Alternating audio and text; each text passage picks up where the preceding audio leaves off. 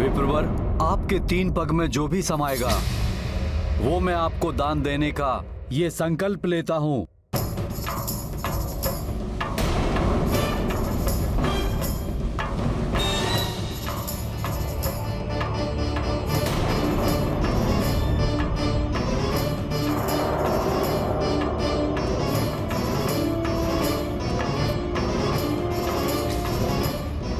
क्षमा करें विप्रवर, कमंडल से जल बाहर नहीं आ रहा है। मैं अभी ठीक करता हूं।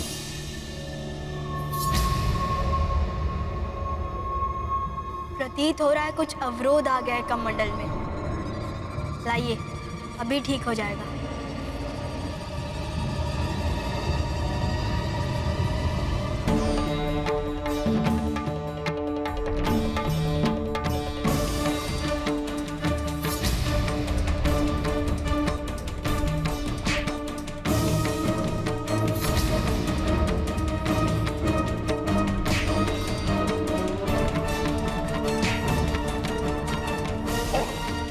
ये तीन भी शूल है मेरे इस लघु रूप के लिए।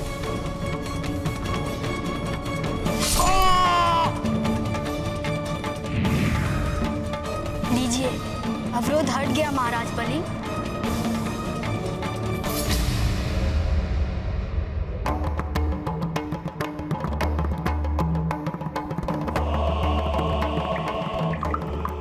मैं दैत्यराज बलि ये संकल्प लेता हूँ कि आपके 3 पग में जो भी जितना भी समाएगा वो सब आपको प्रदान करूंगा, प्रदान करूंगा, प्रदान करूंगा।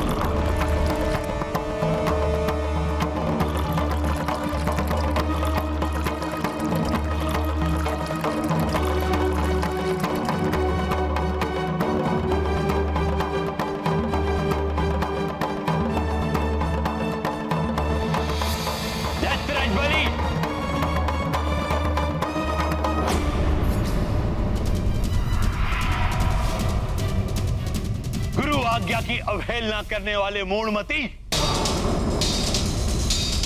तुम्हारे इस दान को रोकने के प्रयास में मुझे अपना एक नेत्र गंवाना पड़ा। मैं दैत्य गुरु शुक्राचार्य तुम्हें श्राप देता हूं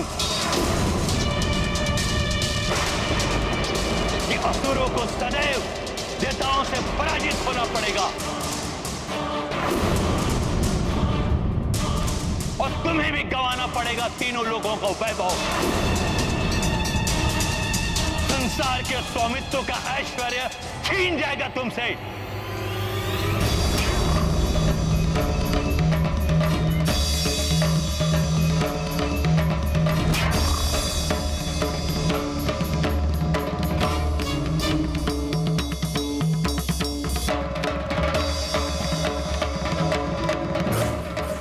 मैंने जो भी किया उसके लिए मुझे कोई भी श्राप स्वीकार है गुरुदेव।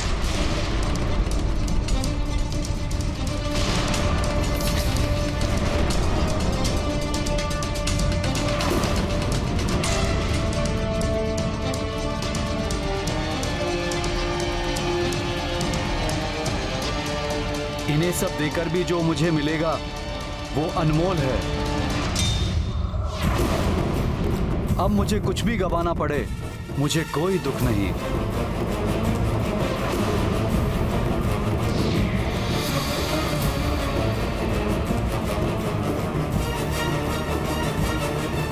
प्रभु श्री वामन जी ने मात्र 3 पग धरती ही मांगी थी। ऐसा क्या हो गया कि गुरुदेव शुक्राचार्य ने महाराज बलि को इतना भीषण शाप दे दिया? हनुमान, कदाचित प्रभु वामन राजा बलि से त्रिलोकों का अधिपत्य नहीं मांगते, क्योंकि तीनों लोगों का शासन राजा बलि ने अपने बल पर प्राप्त किया था। किंतु ईश्वर की लीला हुई और दैत्य गुरु बाध्य हो गए राजा बलि को श्राप देने के लिए। विचित्र है प्रभु की लीला। प्रभु वामन जी ने मात्र 3 पग धरती मांगी थी, फिर कैसे उन्होंने उनसे तीनों लोगों का प्रभुत्व मांग लिया? ये लीला कैसी हुई ये सुनो। राजा बलि ने श्राप तो स्वीकार कर ही लिया था। निराश होकर शुक्राचार्य क्रोधावश वहां से चले गए। तब प्रभु श्री वामन के समक्ष राजा बलि ने बड़ी विनम्रता के साथ हाथ जोड़कर विनती की, दान प्रक्रिया में इस व्यवधान के कारण जो भी विलंब हुआ उसके लिए मैं क्षमा प्रार्थी हूं विप्रवर। 3 पग के माप में आप जो भी प्राप्त करना चाहते हैं उसे मैं सहर्ष प्रदान करने के लिए प्रस्तुत हूं। कृपया अपना दान प्राप्त कर मेरा संकल्प पूर्ण करें।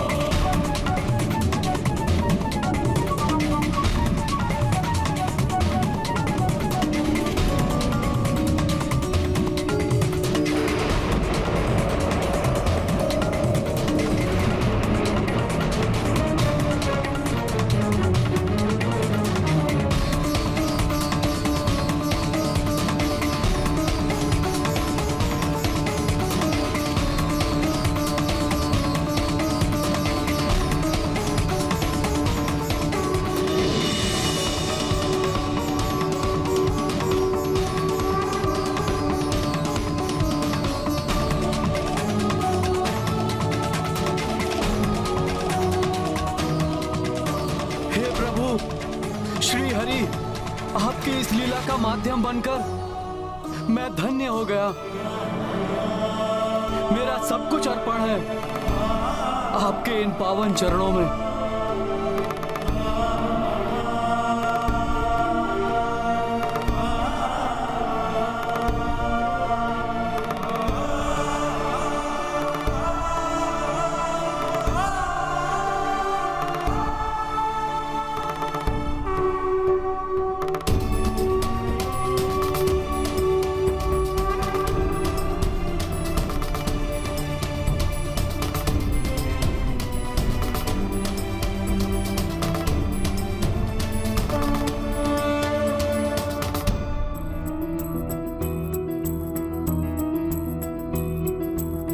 शीतल चंद्रा सूर्य प्रचंड, अंतरिक्ष ब्रह्मांड अखंड, धरती अंबर लोक सबे, वामन 2 पग माय न पै।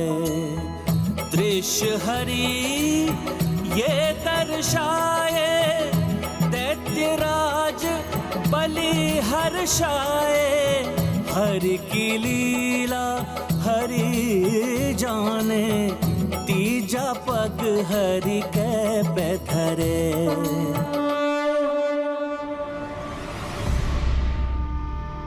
महाराज बलि, आपने 3 पग में समाने योग्य वस्तुओं का दान देने का वचन दिया था। प्रथम पग में तो धरती का माप हो गया, द्वितीय पग में स्वर्ग एवं समस्त लोक सहित संपूर्ण ब्रह्मांड का माप हो चुका है। अब आप ही मुझे बताइए कि मैं अपना तृतीय पग कहाँ रखूं? बताइए राजन, बताइए कहाँ रखूं मैं अपना तृतीय पग? अब मुझे अन्य कोई रिक्त स्थान दिखाई नहीं दे रहा है। प्रभु, अब तो मेरे पास कुछ शेष रहा ही नहीं जो मैं आपके श्री चरणों में अर्पित कर सकूं, किंतु वचन पूर्ण करना है मुझे।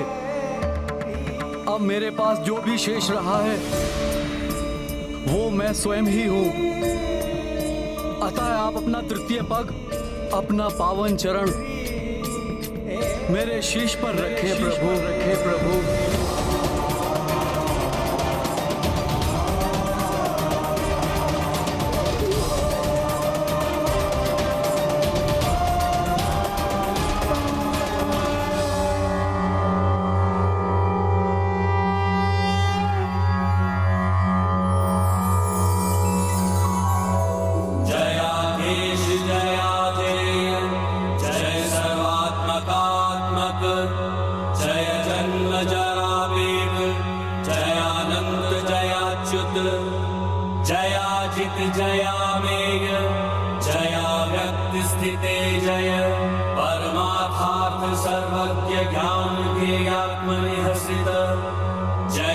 शेष जगत साक्षी जगत कर्तर जगत गुरु जगतोऽस्यन्त हृदय स्थिति पालयन्तु जय जय शेष जयाशेष जयाखिल हृदय स्थित जयादिमध्यांत जय सर्वज्ञान निधे जय मुमुक्षुभिर्निर्देश स्वयं दृश्य जयेश्वर योगिनां मुक्तिफलद दमादिगुणभूषण जयाति सूक्ष्म दुर्गेय जय स्थूल जगन्मय जय स्थूलादि सूक्ष्मत्वं जयातीन्द्रिय सेन्द्रिय जय स्वमाया योगस्थ शेष भोग शयाक्षर जय एकदंष्ट्रा प्रांताग्र समुद्रत वसुंधर नृकेसरिन्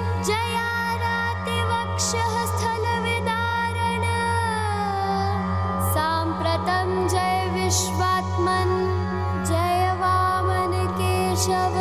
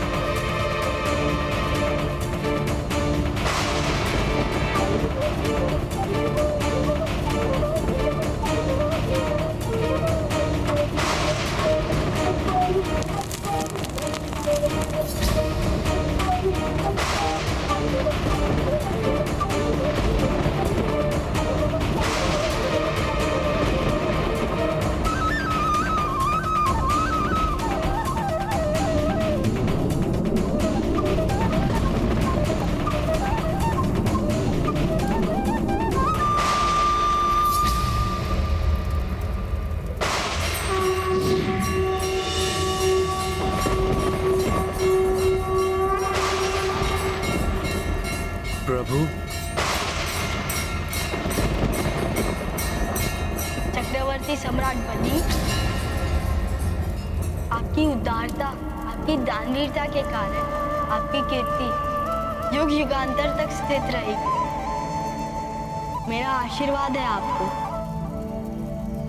अब से कल्पांत तक आप पाताल स्थित सुतल लोक के राजा रहेंगे। समस्त ऐश्वर्य एवं वैभव सदैव आपके राज्य में अक्षुण्ण बने रहेंगे। मैं स्वयं आपके राज्य की सदा रक्षा करूंगा और भविष्य में अगले स्वर्ग अधिपति इंद्र का पद आपको प्राप्त होगा। आपकी कृपा अपरंपार है प्रभु। मैं धन्य हो गया प्रभु, धन्य हो गया। आपका सदैव कल्याण हो दैत्यराज बलि। इस प्रकार प्रभु श्री नारायण ने वामन अवतार धारण किया। अब तुम बताओ हनुमान, प्रभु के इस पंचम अवतार की कथा से तुमने क्या सीखा? हाँ, प्रथम तो ये कि ईश्वर कभी भी किसी के भी प्रति अन्याय नहीं करते। उनसे जो लिया उससे भी अधिक उत्तम वरदान दिया, यहाँ तक कि इंद्र पद का भी अधिकारी बना दिया। हाँ, सत्य कहा तुमने हनुमान। और द्वितीय? द्वितीय ये माता कि कभी भी गुरुदेव की आज्ञा की अवहेलना नहीं करनी चाहिए। और ये भी गुरुदेव कोई अनुचित कार्य करे तो उन्हें भी गुरु शुक्राचार्य की भांति दंडित होना पड़ता है। हाँ, जैसे उनके एक नेत्र की ज्योति चली गई थी। और अंतिम ये कि दान धर्म निभाने वाले को भी सब गंवाकर बहुत कुछ प्राप्त होता है। जैसे राजा बलि ने तीनों लोकों का राज गंवा दिया, परंतु उन्हें तीनों लोकों के स्वामी श्री हरि का संरक्षण प्राप्त हो गया। हाँ पुत्र, एक प्रकार से उन्हें स्वयं प्रभु की प्राप्ति हो गई। और इससे बड़ी संपदा अन्य कोई हो ही नहीं सकती। माता, आप जो मुझे ये ज्ञान योग की शिक्षा दे रही हैं, उससे भगवान की विशालता एवं महानता से मेरा परिचय हो रहा है। इसके लिए मैं सदैव आपका आभारी रहूंगा माता। अब मुझे शीघ्र बताइए कि प्रभु श्री हरि ने अपना षष्ठम अवतार कौन सा धारण किया? अवश्य हनुमान। वामन अवतार में प्रभु श्री हरि नारायण शांत एवं सौम्य ब्रह्मचारी के रूप में अवतरित हुए थे। षष्ठम अवतार में वे उग्र एवं महान योद्धा के रूप में पृथ्वी पर आए। उग्र एवं महान योद्धा? अरे वाह माता, कौन थे वो महान भक्त योद्धा? शीघ्र बताइए ना। उनका जन्म भी त्रेता युग के मध्य में हुआ था, जब हैं वंशी सहस्त्र भुजाधारी महाराज कार्तवीर्य का शासन था, जिन्हें अतुलित शक्तियां प्राप्त हुई थी। अपार शक्तियों के स्वामी होने के कारण उन्हें अपने बल पर अभिमान हो गया था और वो अपनी ही प्रजा पर अत्याचार करने लगे थे। देखा मेरी रानियों, तुम्हारे स्वामी छत्रपति सम्राट शस्त्र अर्जुन कार्तवीर्य की शस्त्र भुजाएं। इस संसार का कोई भी योद्धा इनके आगे पल भर भी नहीं टिक सकता।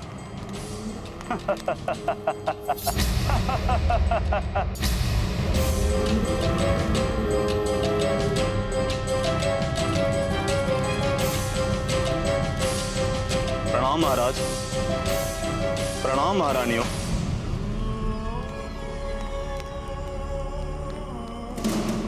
आपकी सेवा में भोजन सामग्री प्रस्तुत है महाराज।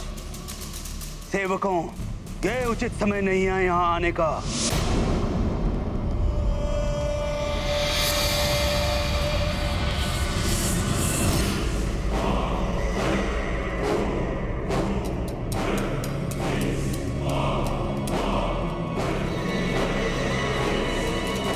मेरे निजी क्षणों में हस्तक्षेप करने का दंड तुम्हें अवश्य मिलेगा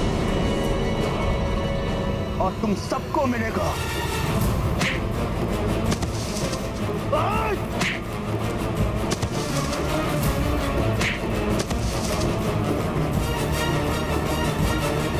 माता, राजा कार्तवीर्य का अपने सेवकों के प्रति ऐसा क्रूर व्यवहार तो अनुचित है ना? पुत्र हनुमान, उन दिनों जितने भी राजा थे वे सब शक्ति और सत्ता के अभिमान में चूर होकर अपनी ही प्रजा एवं सेवकों पर अत्याचार कर रहे थे और उन्हीं के अत्याचारों को रोकने के लिए प्रभु श्री हरि ने ऋषि जमदग्नि एवं उनकी पत्नी रेणुका के 5वें पुत्र के रूप में जन्म लिया। एक ऋषि पुत्र होकर वे एक महान योद्धा कैसे बने माता? और उनको युद्ध कला में किसने निपुण किया? स्वयं प्रभु महादेव ने। उन्हें युद्ध कौशल ही नहीं सिखाया महादेव ने, अपितु अनेक अस्त्र शस्त्र भी प्रदान किए, जिनसे सज्जित होकर वो ऋषि पुत्र महाशक्तिशाली एवं अजय योद्धा बने।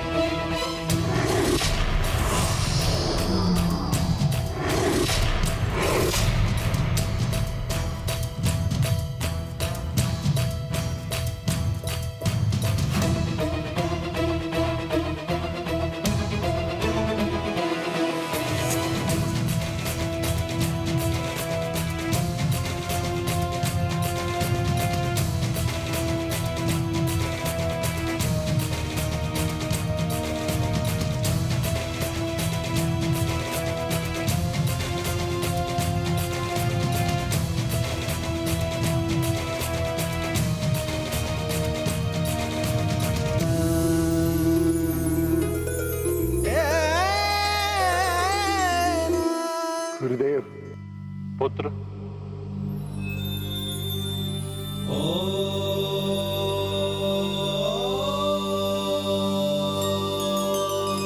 तुमने युद्ध कौशल में अपनी दक्षता का प्रमाण दे दिया है। तुम्हारे कुशल हाथों में आते ही समस्त अस्त्र शस्त्र अपनी पूर्ण क्षमता के साथ अपने लक्ष्य पर वार करते हुए तुम्हारी इच्छा अनुसार संचालित होते हैं।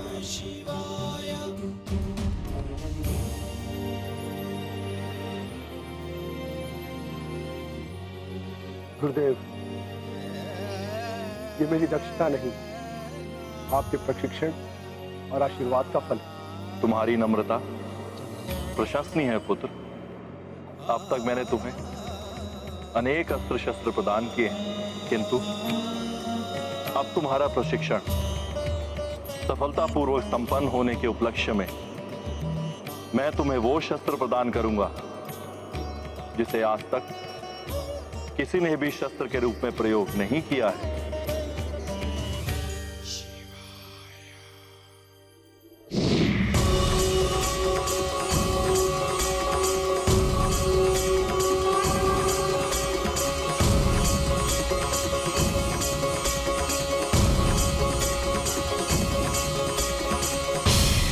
ये परशु तुम्हारी पहचान बनेगा। ऋषि जमदग्नि पुत्र राम, आज से तुम परशुराम के नाम से जाने जाओगे।